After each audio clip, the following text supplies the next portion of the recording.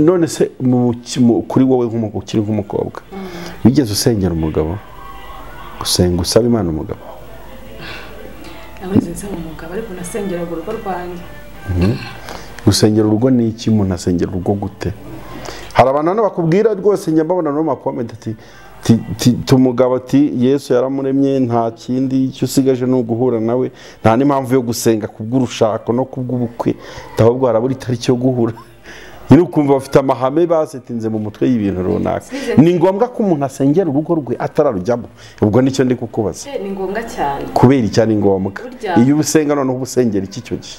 Iyo nsenga ntabwo reka ntangire gusuhuza cyane wowe udahema kudukurikira mu biganiro bitandukanye tukugezaho. Turi kuri Evangelize Le Monde TV. Njye nitwa BK Yesu, ariko ngize umugisha ntabwo ndi njyenyine muri iki kiganiro cyangwa se kuri izi kamera. Ndi kumwe n'umubyeyi uri smart cyane. Yesu ashimwe mama. Umeze neza? You are very smart. Thank you. Urasa neza, wambaye neza, n'akanatireri kawe n'ibindi byose. Ya turi Nairobi, ngira ngo niho tugiye gukorera kino kiganiro. Turi hano muri iyi minsi mu kazi rero nka Evangelize Le Monde TV. Turi kugenda dusura abantu b'Imana batandukanye kugira ngo tuganire. None kuri iyi nshuro ni wowe ugezweho. Ya uratangira wibwira abantu badukurikiye kugira ngo bamenye ninde tugiye kubana muri iki kiganiro, kandi nibiza kunkundira ubwitonzo ufite ubugabanye. witonze urakabya none uri muranyanduza. No siko ntajya mbasha kwitonda kuri kamera, ndaza kubigenza uti ikindi imbaraga niko bimeze kabisa. Ya umurimo wo kuririmba ujyana ukuntu ari mwiza. Umuntu yigeze wese aririmba wese aba yumva atabirekura kabisa. Ni umurimo w'icyubahiro. Ya ndifuza rero kuza usenga Imana kugira ngo twinjire muri topic yacu nyine munsi tugomba kuganira. Usenga Imana. Turagushimiye Uwiteka Nyiringabo. Tugushimiye kugira neza kwawe no gukomera kwawe. Waturinze, warinze imibiri yacu n'ubugingo bwacu, kandi sitwe gusa warinze turindanye n'abacu bose. Wagize neza Mwami Imana, tuguhaye icyubahiro. Yesu Kristo. Uyu kano kanya tugiye kujyamo k'ikiganiro, turakwinginze hagati muri twebwe ibiza kuvugirwa hano hantu muri uyu mwanya. Data mwiza niwe dushyize imbere, utubanze imbere, Mwuka w'Imana bari uganza, kandi kino kiganiro Mwami kigiye gukorerwa hano hantu kizagira umumaro benshi, kizatanga impinduka, kizakomeza abandi. Imbaraga z'Imana nizo ziganza, kandi natwe turakwinginze udushoboze mu izina rya Yesu Kristo, amen. Ya twibutse abantu dukurikiye ko uyu mubyeyi afite YouTube channel anyuzaho indirimbo zitandukanye zo mu gitabo ndetse na nyimbo za okove mu rurimi rw'igiswahili. Sibyo? Kugeza ubu maze gushyiraho amasession arya ngahe? Amasession 2. Urabona za biri kuza. Abafana bari kuboneka. Bari kudukurikira kandi bakajya no muri komenti bakatubwira ko byabanejeje. Imana ibahe umugisha cyane. Ya channel yitwa Danny and John's Official. Danny and John's Official. Yes, niyo channel rero ushobora kujya umusuraho kuba kuri Evangelize Le Monde TV ushaka kubona indirimbo ze. None se muri kudutegurira iki wenda kuri channel ku bantu bagiye kujya bayikurikira? Mwakoze. Turi kubategurira ibintu byinshi cyane kandi byiza biryoshye bizatuma abantu basubizwamo imbaraga, bizubaka imitima y'abantu, gendanye n'indirimbo za okovu nziza cyane turi gutegura ziryoshye kwa kunzi indirimbo za okovu ndetse indirimbo zo mu gitabo cy'Ikinyarwanda. Zakuza tuzibagezaho n'ibindi byose Imana izadushoboza birimo ivuga butumwa tubona byagira umumaro twebwe ndetse n'inshuti zacu zatubibagezaho. Yes, ngo tuzajya tubibagezaho kandi nyine ubwo ngubwo ni isezerano utanze tuzari kwishyuza. Hari ikintu nshaka ko tuba specific mu minota mike dufite muri iki kiganiro, kuko iyo umuntu ari imbere y'abantu aganira burya ashobora no gukoresha iminota 5 ariko agakiza ubugingo bwa benshi akoresheje impano ye, akoresheje inama ze mu buryo butandukanye. Hari ikiganiro mperuka kuba ndimo cy'urubyiruko bari gukora debate y'abana b'abakobwa, bamwe bemeza ko ngo marene mu buzima akenewe, abandi bemeza ko adakenewe, bavuga ko n'ubundi urugo rwapfa waragize na marene.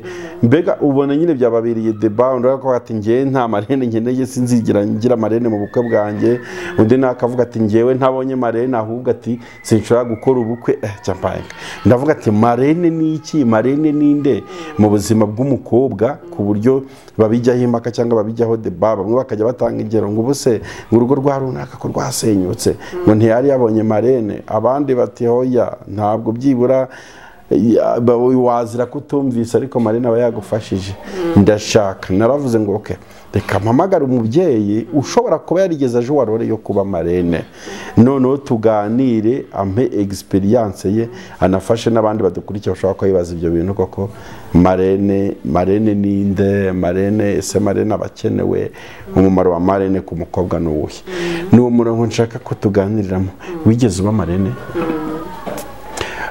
umuntu umaze kuba nka marene kangahe mu makwe umva marene w'ikigugu uraza kumfasha cyane umaze kuba marene 6 wow ese ubundi marene kugira ngo umuntu abe marene ni umuntu umuhitamo cyangwa nawe ubwashobora kuba ngo ngenda ndashaka kuba marene w'uyu muntu ntabwo ushobora kuvuga ngo ndashaka kuba marene w'uyu muntu umukobwa n'ureba akareba umuntu wamugira umuntu cyangwa se umuntu yiyumvamo akaravuga ati uriya n'uzambera marene bitewe n'ubushobozi abubonamo bw'ibitekerezo byo yamufasha kuba ese ubundi gutora marene bigendera kuki kuko hari n'ahantu njya mu makuru kumva umuntu atewe ngo uriya mu marene ngo ni umukire cyangwa uriya mu pari sibyo ntujya ubyumva kavuga ati ugomba kureba umuntu ufite amafaranga rero uraza kubumpa ni zihe kriteriya umuntu ashobora gushingiraho atora marene nawe wagize marene sibyo nishaka bari wowe mera marene waracyariho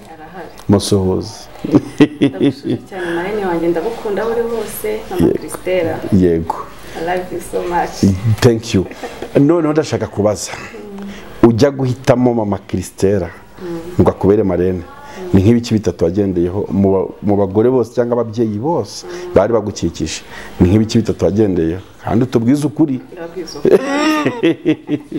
ikintu ngenda nagendeyeho yari inshuti yanjye mu buzima busanzwe yego ni icyambere ikindi cya kabiri nabonaga ari umugore uzi ubwenge haba mu rugo rwiwe mu buzima busanzwe no muri sosiyete nkabona umugore uzi ubwenge mbese nkumva afite ibintu nkabona afite ibintu yampa byazangira umumaro mu rugo ikindi cya gatatu ni bitatu nagendeye yari umunyamasengesho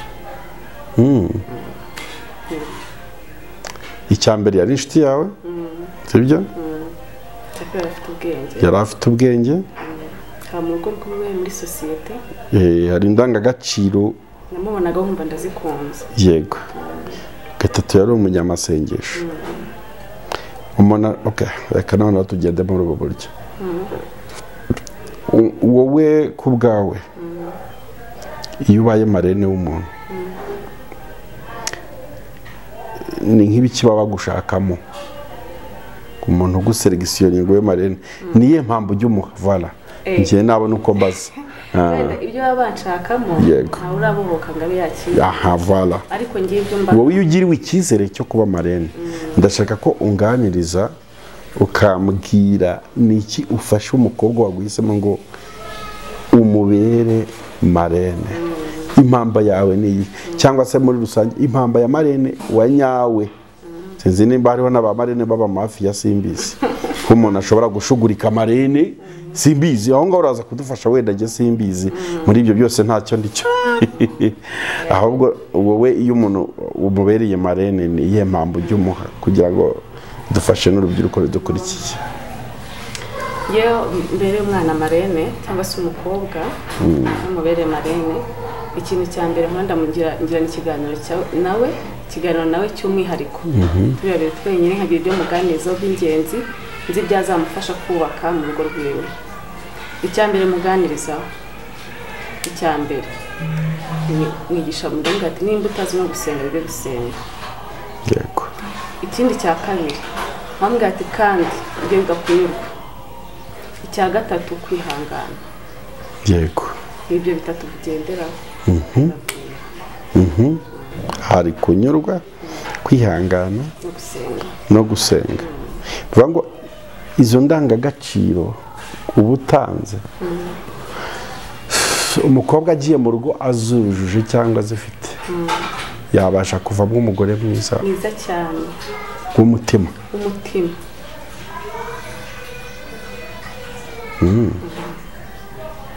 cyane ariko umutima. Yego. Role ya marene irangirira he? Nicyo turi kuganiraho. Role ya marene ku muntu yabereye marene. Role ya marene ku muntu yabereye marene. Ubundi irangirira he rero? Irangira umwana wabereye marene apfuye. Barido? Apfuye. Aramutse atakiri kuri iyo si. Cyangwa se wowe utakiri. Ibirangirira. N'ubu ubu mukurikirana? Abo nshobojwe ndabakurikirana, nashobojwe kugeraho wenda bateye nka kure, aho nkaba na message kumenya amakuru kuri telefone. Abo nshobojwe bandi hafi ngereza kubageraho, ariko nk'abandi kure nkaba nagereza kumenya amakuru yabo kuri telefone bavugisha. Hari igihe umukobwa ashobora kugera mu rugo wenda bikanga akaba yagaruka kuza kureba? Ariko ntawe birambaho ndamashimira. Bashyitse amahoro. Ati ntawe birambaho. Noneho reka tuganire rero. Urakoze cyane kandi uri kuganira neza. Aramutse umukobwa umubereye marene gutya akagenda akagera mu rugo, ejo akagaruka akubwira ngo bijyanze kandi ndumva nshaka divorce, wa mushinga wanjyanyemo uranze urananiye, umuntu urugo rwanze bikaba ngombwa ko atabarwa n'inama zawe, wamufasha ute? Ndavuga muri babandi barabereye marene, nibo ndiho so umuntu wese wawe ndi wabwiza ndaga gaciro kabwira ati araganonetse aragarutse avuze ati none marene mama nebo ndabakwita mama icyo gihe bijyanze kandi ndumva umwanzuro usigaye ari uwo gutana, wamufasha ute? Ubundi muri make zira ndangaciro mba namuhaye nukuri zamunaniye nawe ntabashobotse, wananiwe kwihangana. Ashobora kuba yazishoboye ariko uwo ari kubikorera umu love partner byanze ko amugandukira, kuko mu rugo ngira ngo donc urugo ntekereza ko rushobora gusenyuka kubera umugabo cyangwa umugore cyangwa bombi. Noneho dusipoze ko yagerageje gukora ibyo wamubwiye, ariko n'ubundi umugabo yabaye igufa no gusenga byanze none rega iryo usenga ntibihite bisohora, ntibihite bibi ibyo usengera, no kwihangana ukumva birarangiye, no kwihangana ukumva birarangiye. Mbega ndigenda ashaka kubaza niba ushobora nagira inama yo kuva mu rugo akarupfira mureba ko mare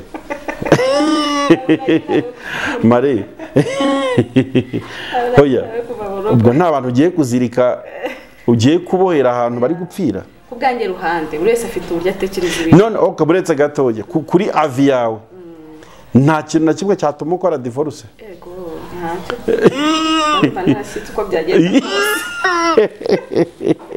Yes, turi kuganira ikiganiro cyiza gufasha urubyiruko ndetse n'abubatsi ngo kugira ngo baze kwigira ku bitekerezo. Atumuhoro kabisa.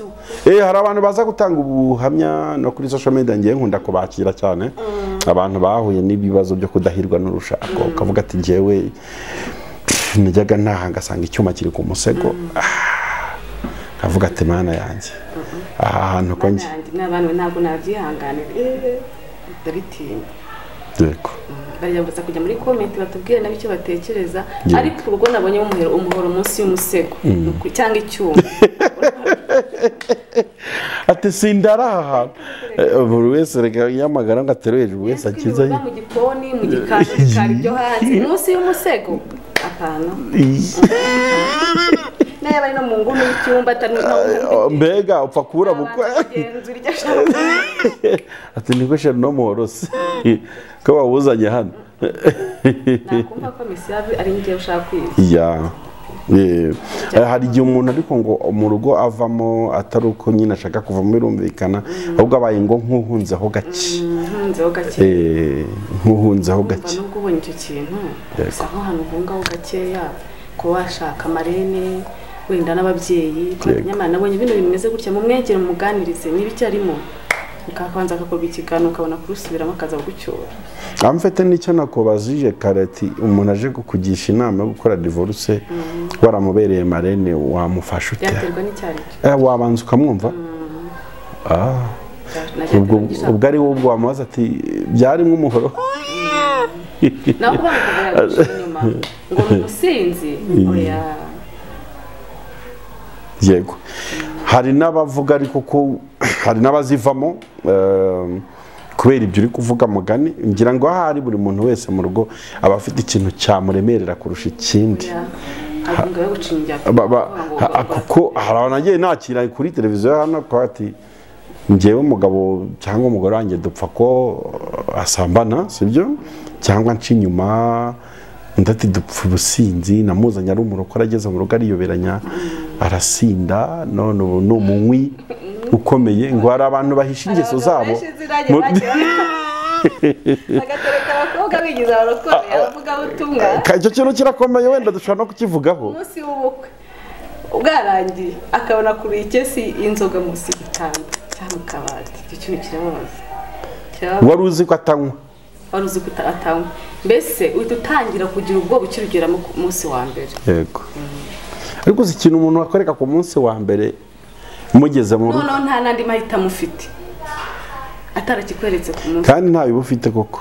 Wasubirayo uwo munsi se nuko wabonye inzoga uhita wumva nyine ko ari ewana ari umusaruro ugiye kwikorera, kandi nyine bikakugumamo. Hariho abantu bagira gutya bagahisha ingeso zabo muri fiyansaye kugira ngo agere ku mukobwa wenda yakunze, wenda no mwadeperi turiya mukobwa ni mwiza, reka njye mu rusengero gato mbatizweho, aririmba neza n'ubusitari ugasanga mwiberanyijeho, ugasanga yagisha ubuzima. Kandi disi dufite abo bantu, kandi ugasanga rimwe na rimwe n'abantu n'ubugingo bwabo bugenda, umuntu akiyoberanya, ugasanga ubugingo bw'abantu umwe bugendeyemo n'ubuzima bw'abantu nyine bubwangirikiyemo. Yego. Njye ndi umukristo rwose, ati sinjya nywa inzoga, kandi ugasanga nta mbwa y'icupa rimwe agura, ugasanga ni ikesi insetse ati yaba yasomaga gake. Hari umuntu uzi ibyabayeho? Ntawe nzi n'ubuhamya ngenda n'ubu. Gusa izo nkuru zibaho ntabwo turi kubiganira gutyo gusa, bibaho ndetse cyane rwose ko umuntu ashobora kwiyoberanya. Ariko ndamuzi w'umurundi. Yego. Ariko arakuze n'umukecuru ukuze ufite abana wenda bamushaka bamungana cyangwa se bakuruta. Ubuhamya bw'ukuntu byagenze, kandi umugabo we menya ni pasiteri ahubwo. Yego ko. Ariko ubuhamya bw'ukuntu yabyitwayemo bakaba cyubatse ari mu bana be. Yabyitwayemo gute mu hamya yabahaye? Kuko ibyo bintu birafasha cyane ku bantu baba dukurikiye. Kose byaramubabaje ndetse binamukomeretsa umutima. Nk'umurokore.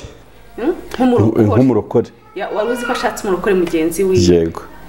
None yatubwiye ati nta kindi yakoze uretse kwihangana akanasenga. Ni yandangacyo nyine nababwiye, kwihangana ukanasenga. Twita kwihangana. Kwihangana ni ikintu gikomeye cyane. Nk'umukobwa wenda w'umurokore, hari kriteriya z'ibintu ashobora gushyiraho kugira ngo yinjire mu rukundo. Muri nk'umukobwa w'umurokore, hari kriteriya wenda ushobora kumuha, ashobora kugenderaho ahitamo cyangwa yanzura ko agomba kubana n'umusore runaka uri kumudereta. Nushaka wifatireho urugero ku byakubayeho, kavuga ati nubona nk'umusore ibi bintu. Oya, wenda nakwitwa mvuga wenda ku bantu bakunda nkanjye. Nakunda umuntu w'umunyarwanda nako witonda. Yego. Kandi bazashaka umunyarwanda. Yego. Ariko witonda, utuje, utagira akajagari muri we. Mbese wa wundi ufite ubwitonzi no mu maso umubonamo. Mbega ukamureba no mu maso, ziko umugabo wazaza muri iki kiganiro tukareba mu maso he bana. Oya, wowe warebaga no mu mubiri kabisa ati nshaka wow. Ariko wabisobanura neza ati ndi kubabwira nkanjye wenda bakunda nkanjye. Bumvaga ari nk'ibiki bitatu ushyize imbere y'Imana ku mugabo wawe yaba yujuje muri cyaje wari uri umukobwa kumubona ari kuvuga bino bintu tuganira birafasha cyane. Icyambere no mpamvu mba ndi kubikubaza. Icyambere numvaga yaza ameze uko maze kuvuga bwa mbere. Yego. Ikindi cya kabiri numvaga yaza ari umuntu unkunda. Yego. akabinyereka kandi yego bana bandi bakunda bakabirangiriza akabinyereka nyine akanyaka nkunda yego. hari n'ikindi cya gatatu kandi nkumva rwose ndashaka nyine umuntu uri mu rugendo nk'ubwo ndimo rwo kujya mu ijuru mujya mu gihugu kimwe hano nzajya iriya tukajya tukambara tukajyana gusenga. None se kuri wowe ukiri nk'umukobwa wigeze usengera umugabo gusenga usaba Imana umugabo? Naweze nsaba umugabo ariko nasengera urugo rwanjye. Gusengera urugo ni iki? Umuntu asengera urugo gute? Hari abantu bakubwira rwose njya mbabona no makomenti ati umugabo ati Yesu yaramuremye nta kindi cyo usigaje no guhura nawe, nta n'impamvu yo gusenga kubw'urushako no kubw'ubukwe, ahubwo harabura itariki yo guhura. Nyine ukumva bafite amahame basetinze mu mutwe y'ibintu runaka. Ni ngombwa ko umuntu asengera urugo rwe atararujyamo? Ubwo nicyo ndi kukubaza. Ni ngombwa cyane. Kubera icyane ngombwa. Iyo ubusengera noneho ubusengera iki cyo gihe? Iyo nsenga murakoze ntabwo nahize gurambajije unasengeraga umugabo ngo aze, ariko nyine narasengaga nsaba Imana ubese uburyo yazaga ameze, ariko ntabwo nasengaga ngo aze ako kanya ko nari nkiri muto nyine ntabwo ari kumwihutisha yazi igihe gikwiriye. Ubwo wari uri gusenga ugira ngo azaza ameze nk'uko mbyifuza, kandi nsengera n'urugo rwanjye Imana izampa urugo rwiza ndamba mwumva ndishimye dufitemo amahoro. Nibyo nari ngiye kubaza ngo uyu munsi murakoze ngo definition y'urugo rwiza ni iki? Wavuga ko ari iki? Urugo rurimo amahoro, urimo rwuzuye, urugo rwuzuyemo urukundo. Yego. Wow, byiza cyane. Yes, ni Mama Megan turi kuganira ikiganiro nyine cy'urubyiruko kandi cy'umuryango. Nkeka ko ibitekerezo bye bimurimo kuri aviye yuko yakunze iyo mu rugo, ngira ngo hari umuntu biri gufasha cyane rwose. Ushobora gukora ikiganiro nk'icyo uri kugikora kubw'abantu batatu. Kubw'abantu batatu, wari umukobwa ushobora kuba uri kutureba muri aka kanya, ugiye kubaka urugo muri iyi weekend, ugiye kubaka urugo muri kuriya kwezi, kavuga ati ariko zirandanga agaciro 3 Mama Megan yatubwiye, reka nanjye nzagende nzaplike. Ubundi se umuntu ashobora guhitamo umuntu ahisemo kutagira marene, hari ingaruka byamugiraho? Wenda abaraho dusoreze avuze ati ngewe nta marene nshaka, ndi mareninga niba ari ukwimareninga, niba ari ukugira ute, nta marene nshaka. Marene arakenewe marene arakenewe marene arakenewe burya umutwe wifasha gusa. Mbwira ingaruka zo kutagira marene. Ingaruka zo kutagira marene izo nama wazikura he? Izo nama wazikura ko yarasomye ibitabo cyangwa aragiye akurikira ibiganiro nk'ibi bakaba ati mbizi ngiye cyo marene n'abakera iyo bagendaga sinzi mba baragiraga marene, ariko hari ikiganiro ba nyirasenge bamushyiragamo bakubwira ati mwana wacu ugenda wubake bigenda gutya bigenda gutya.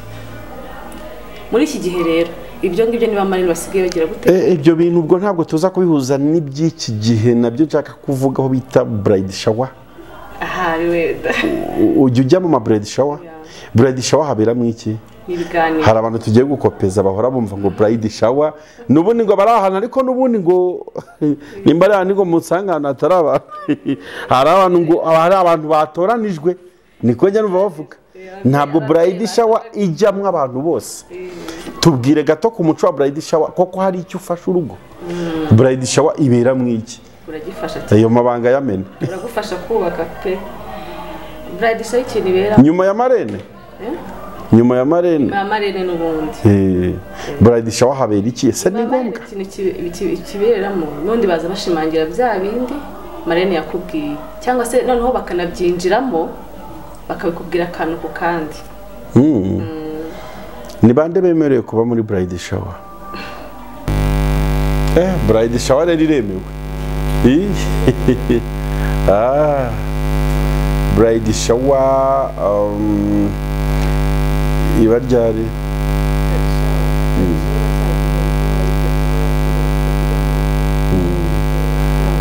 Ese abahungu bo ntuzabagira ubwo sinitwa gukina mboze icyongereza niyo mpamvu nifashe.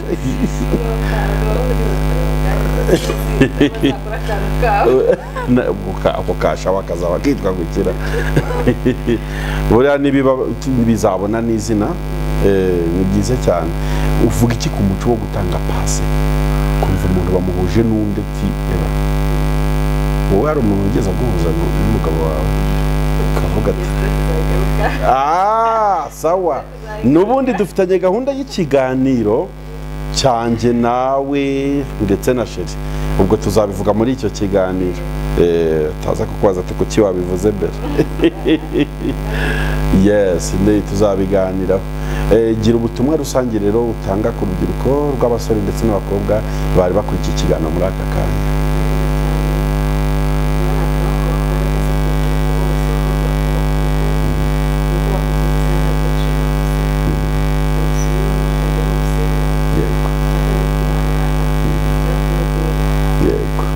Gusenga, kwihangana no kunyurwa bishobora gutuma uvamo umupapa mwiza cyangwa umugore mwiza mu rugo.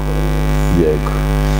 Murakoze rero nshuti mwari mukurikiye kino kiganiro nyine kuganira n'uyu mubyeyi, murumva mu bintu biryoshye cyane kandi ntabwo ari ubu gusa, nitwongera no kumukenera mu zindi topike tuzamuzana kugira ngo tuganire. Mama Megan ndagushimiye cyane kubw'umwanya wawe waduhaye. Murakoze.